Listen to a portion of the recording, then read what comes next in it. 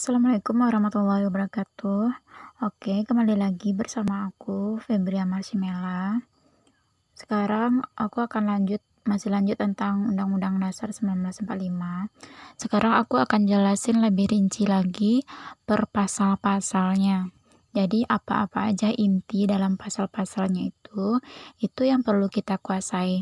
Jadi kita nggak perlu ngafal secara keseluruhan ayatnya tuh bunyinya apa gitu. Nggak perlu kita ngafal-ngafal sepanjang-panjang gitu. C. Rincian non lembaga negara. Non lembaga negara ini mulai dari bab 9A sampai bab 16. Pasalnya dari 25A sampai pasal 37.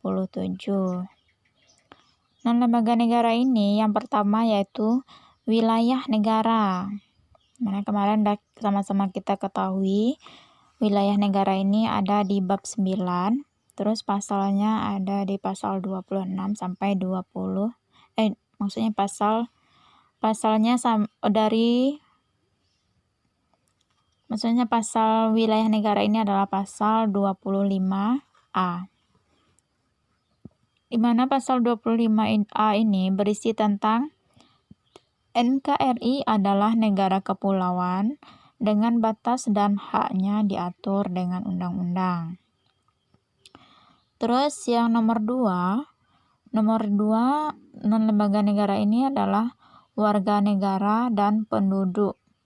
Ada di bab 10, pasalnya dari 26 sampai 28. Kita lihat pasal 26. Ada 3 ayat. Ayat yang pertama yaitu tentang warga negara. Nah, yang dimaksud warga negara di sini adalah orang Indonesia dan bangsa lain yang disahkan undang-undang sebagai warga negara. Jadi warga negara itu yang udah ada identitasnya di Indonesia ini. Terus yang kedua yaitu penduduk. Penduduk adalah warga negara Indonesia dan orang asing yang tinggal di Indonesia. Jadi yang tinggal dan menetap di Indonesia, nah itu adalah namanya penduduk. Kalau warga negara tadi udah disahkan dengan undang-undang. Terus lanjut yang B, pasal 27. Nah ini tentang hak dan kewajiban warga negara. Ada 3 ayat. Ayat yang pertama, warga negara punya hak kedudukan yang sama di mata hukum. Nah, itu hak yang pertama. Terus yang kedua, hak pekerjaan dan penghidupan yang layak. Terus yang ketiga, berhak dan wajib membela negara. Lanjut yang nomor C, yaitu berisi tentang kemerdekaan berserikat, mengeluarkan pikiran dengan lisan dan tulisan, dan sebagainya. Lanjut lagi non lembaga negara yang ketiga, yaitu hak asasi manusia atau HAM. Nah, ini udah kita ketahui juga berada di bab 10A, pasal 28A sampai 28I.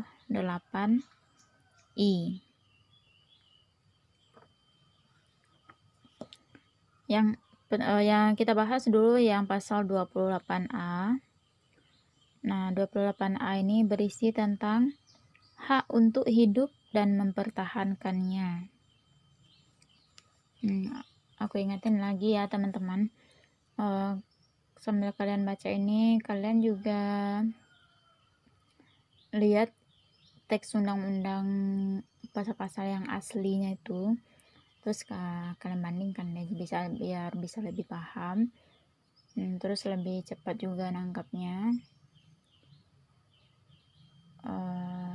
Ya gitulah. Terus yang B yaitu pasal 28B. Nah, ini hak tentang membentuk keluarga, teman-teman. Ada 2 ayat di sini. Ayat yang pertama yaitu hak membentuk keluarga dan melanjutkan keturunan dengan perkawinan yang sah. Jadi perkawinannya harus sah ya, teman-teman. itu namanya biar ada surat nikahnya, pokoknya yang resmi gitu. Kalau yang siri-siri itu nggak tercatat nanti. Jadi yang ayat 2-nya ini tentang anaknya lagi. Tadi kan tentang berkeluarga, nanti berkeluarga kan ada anaknya. Terus yang keduanya ini, tiap anak berhak atas kelangsungan hidup. Jadi nggak boleh aborsi, teman-teman. Oke? Aborsi itu melanggar hukum karena melanggar hak untuk kelangsungan hidup ini. Aku ulang lagi, tiap anak berhak atas kelangsungan hidup, kelangsungan hidup, tumbuh dan berkembang. Terus hak untuk perlindungan dari kekerasan dan diskriminasi. Nggak boleh KDRT itu jadi. Terus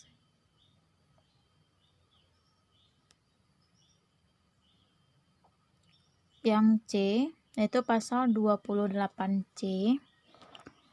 Ini berisi tentang pengembangan diri. Ada 2 ayat. Ayat pertama yaitu hak mengembangkan diri, dapat pendidikan, memperoleh manfaat iptek, seni dan budaya. Terus yang ayat kedua, hak memajukan diri dalam memperjuangkan haknya secara kolektif. Lanjut yang D, itu pasal 28D. Ini berisi tentang pengakuan sama di depan hukum. Ada 4 ayat di sini.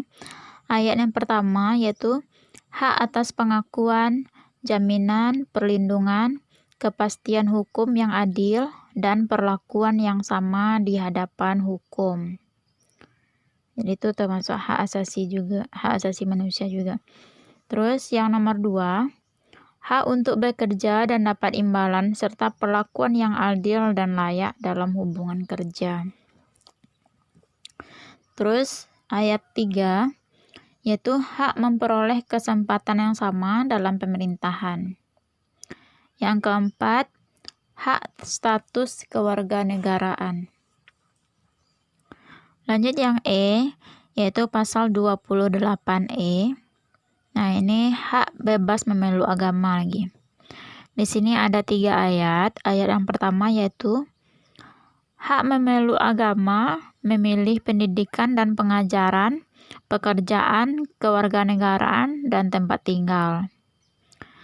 Ayat 2-nya yaitu hak bebas meyakini kepercayaan, terus menyatakan pikiran dan sikap sesuai hati nurani. Ayat 3 berisi tentang hak kebebasan berserikat, berkumpul, dan mengeluarkan pendapat. Lanjut yang F, yaitu pasal 28F. Ini nanti isinya tentang berkomunikasi dan memperoleh informasi. Yaitu hak berkomunikasi dan memperoleh informasi dengan berbagai jenis saluran yang tersedia.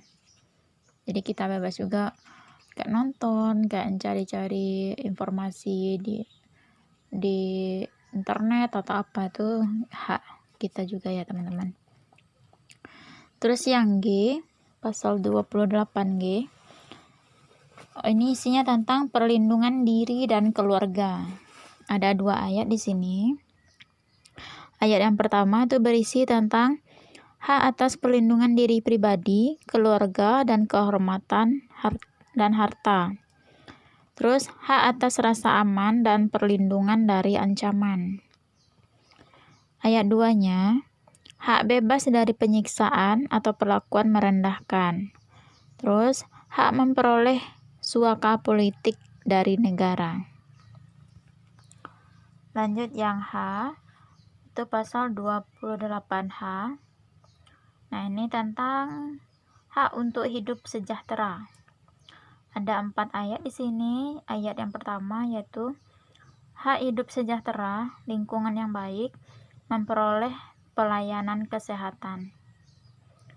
Ayat 2-nya, hak dapat kemudahan perlakuan khusus untuk memperoleh kesempatan guna mencapai persamaan dan keadilan. Terus yang ketiga, hak atas jaminan sosial.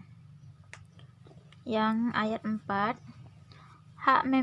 hak milik pribadi dan tidak boleh diambil sewenang-wenang oleh siapapun. Terus yang I-nya itu pasal 28 I. Ini adalah hak asasi manusia tentang tanggung jawab pemerintah. Jadi hak asasi manusia itu adalah tanggung jawab pemerintah. Ada 5 pasal di sini. Pasal 1, HAM yang tidak dapat dikurangi dalam keadaan apapun, seperti hak hidup, kemerdekaan pikiran dan hati nurani, beragama, tidak diperbudak, hukum dan diakui. Ayat 2, bebas dari perlakuan diskriminatif. Ayat 3, identitas budaya dan hak masyarakat tradisional dihormati. Ayat 4, perlindungan, permajuan, penegakan, pemenuhan HAM adalah tanggung jawab negara, terutama pemerintah. Oke, ayat 5. HAM dijamin, diatur, dituangkan dalam peraturan perundang-undangan. Lanjut pasal 28J. Ini berisi tentang menghargai hak orang lain. Jadi ada 2 ayat di sini. Ayat 1 yaitu wajib menghormati hak asasi manusia orang lain. Ayat 2, wajib tunduk pada pembatasan yang ditetapkan dengan undang-undang. Nomor 4 dari non-lembaga negara yaitu agama, ada di bab 11 pasal 29. Jadi pasal 29 ini ada 2 ayat. Ayat yang pertama yaitu berisi negara berdasarkan atas ketuhanan yang Maha Esa. Terus ayat 2-nya, negara menjamin kebebasan beragama. Nah, itu aja pasal tentang agama, teman-teman. Cuman 2 ayat. Terus lanjut lagi nomor 5, yaitu pertahanan dan keamanan negara. Ada di bab 12 pasal 30.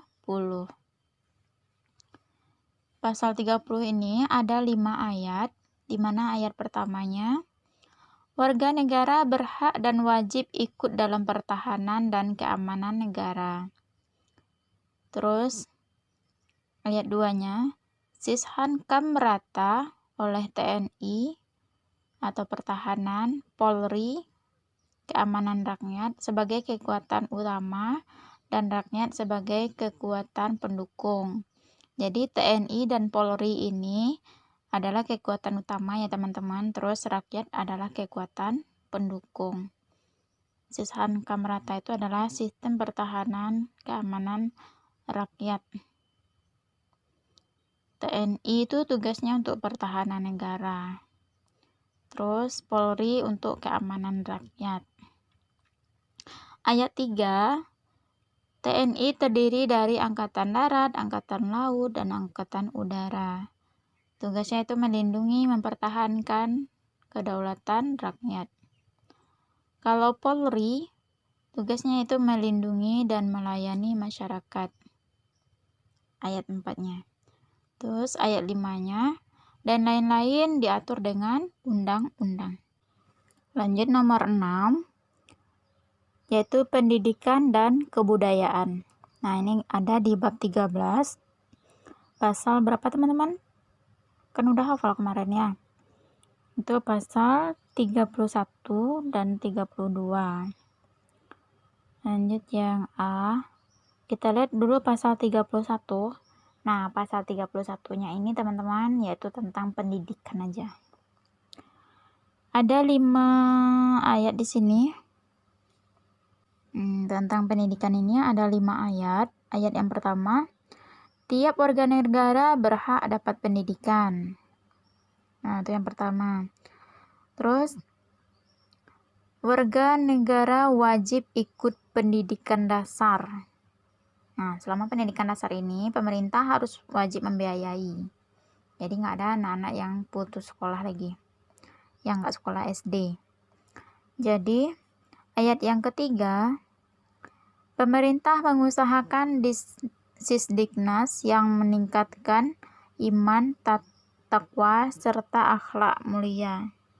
Sisdiknas itu sistem pendidikan nasional ya teman-teman.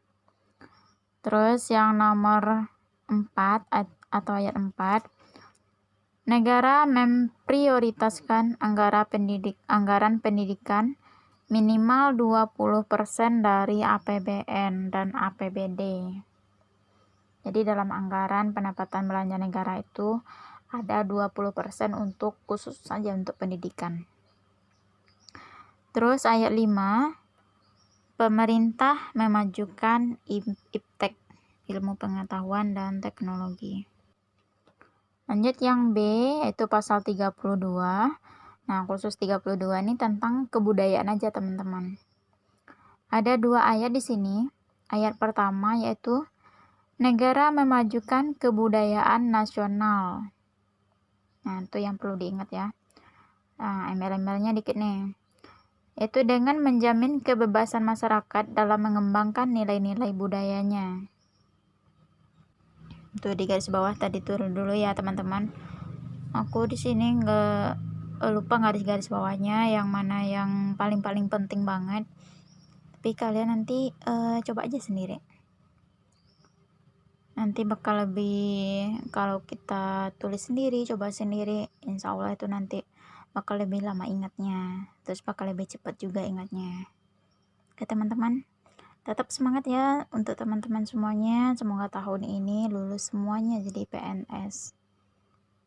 Oke, aku doain juga biar kalian bisa jadi ASN yang profesional nantinya. Terus lanjut ayat 2, negara memelihara bahasa daerah sebagai kekayaan budaya nasional. Nah, berarti tadi ayat 1-nya tentang budaya nasional, terus ayat 2-nya tentang bahasa daerah.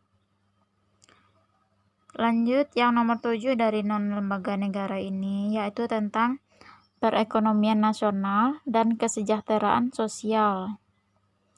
Ada di bab 14, pasal 33 dan 34. Kita lihat pasal 33. Pasal 33 ini khusus tentang perekonomian, nanti yang 34-nya tentang kesejahteraan sosial. Nah, kita lihat dulu pasal 33 ini, ada 5 ayat di sini. Ayat yang pertama yaitu perekonomian berdasarkan asas kekeluargaan.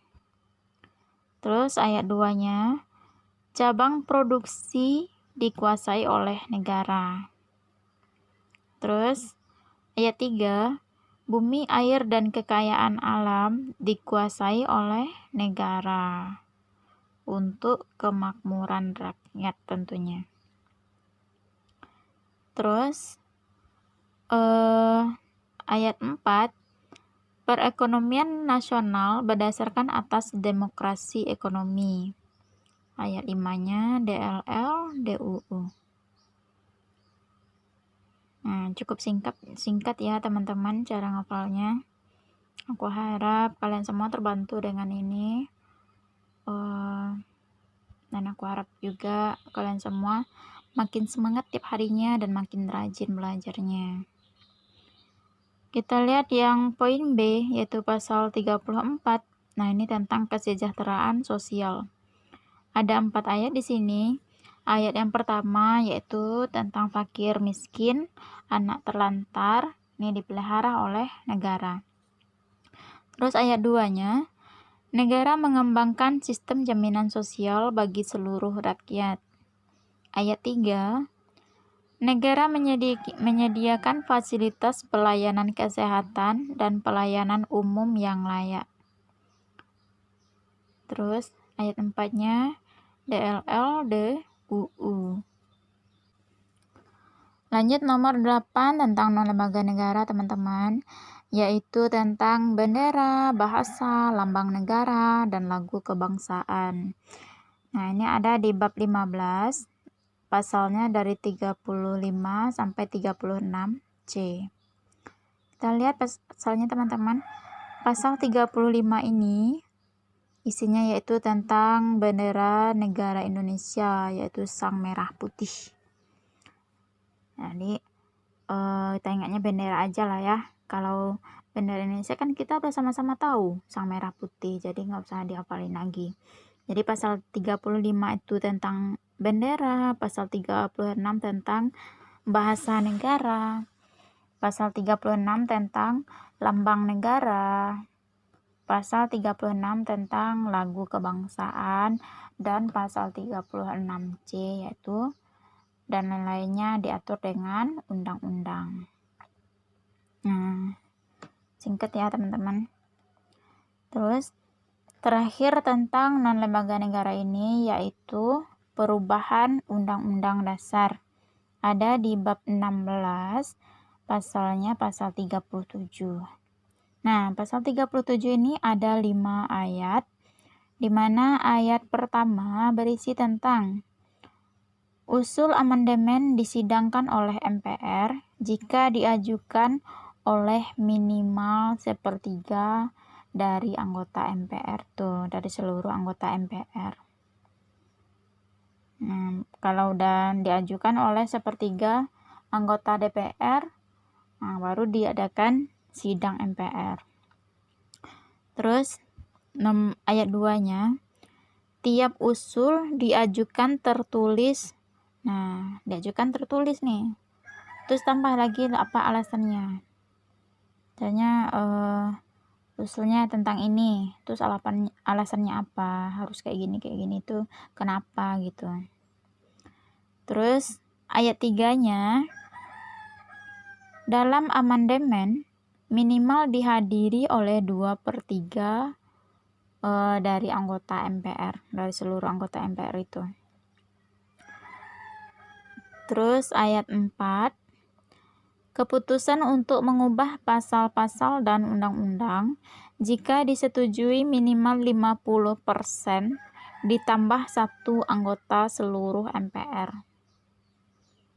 Jadi keputusan amandemen, setuju nggak di amandemen atau gimana? Kalau yang setuju tuh harus disetujui oleh minimal 50% dari anggota DPR MPR itu.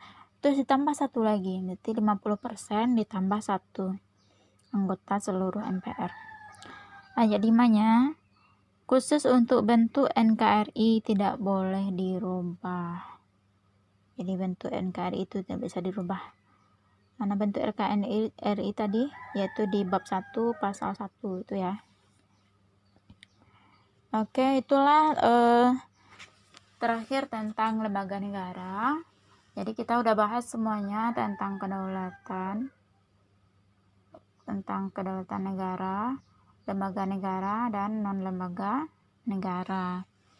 Terus ada lagi terakhir tentang aturan peralihan. Itu ada apa aja sih? Nah, aturan peralihan ini ada 3 pasal. Pasal 1 yaitu berisi peraturan undang-undang yang ada tetap berlaku selama belum ada yang baru menurut Undang-Undang Dasar. Jadi undang-undang yang ada tetap aja berlaku dulu selama belum ada Undang-Undang Dasar yang baru.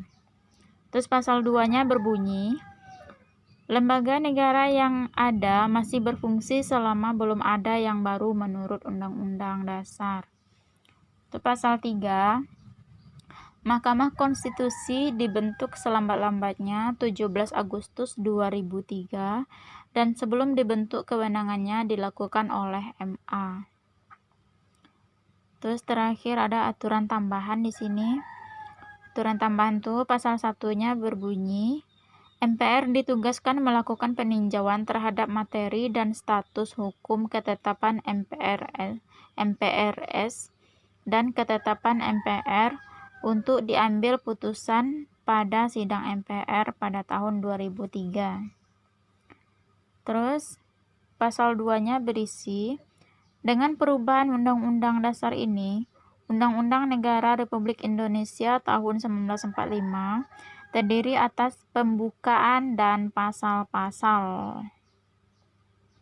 Nah, jadi kalau ada yang nanya, UUD Negara Republik Indonesia tahun 45 terdiri atas. Jawabannya berarti pembukaan dan pasal-pasal aja ya teman-teman. Jangan pakai bab-bab juga. Jadi pembukaan dan pasal-pasal. Nah, dalam pembukaan itu nanti baru ada bab, ada ini gitu. Oke, sekian dulu pertemuan kita kali ini. Aku mohon maaf kalau ada kesalahan, silahkan dikoreksi juga. Kalau ada kesalahan silahkan dikomen di bawahnya. Karena aku juga nggak luput dari kesalahan. Terus kalau ada yang nggak setuju dengan cara penyingkatan aku, boleh di komen juga yang bagusnya seperti apa gitu. Oke, bagi teman-teman yang merasa dapat manfaat, merasa memperoleh kemudahan dengan video ini, silahkan share juga sama teman-temannya biar teman-temannya juga dapat manfaat yang lebih, mendapatkan kemudahan untuk menghafal undang-undang. Nah, jadi kalau dengan itu kalian kan mempermudah orang lain. Kalau mempermudah urusan orang lain, insya Allah urusan kita juga dipermudah oleh Allah. Oke teman-teman, jadi jangan lupa juga di share, di like, di share sama teman-temannya, pokoknya di semua sosmed yang teman-teman punya. Terus bagi yang belum subscribe, aku harap kalian subscribe biar kalian tidak ketinggalan dengan informasi penting dari aku. Terus biar aku juga lebih semangat lagi bikin video-video terbarunya. Anggap aja kalian juga mempermudah seseorang dengan subscribe ini. Jadi kalian juga pasti akan dipermudahkan oleh Allah nantinya, insya Allah. Oke, sekian dulu pertemuan kita kali ini. Assalamualaikum warahmatullahi wabarakatuh.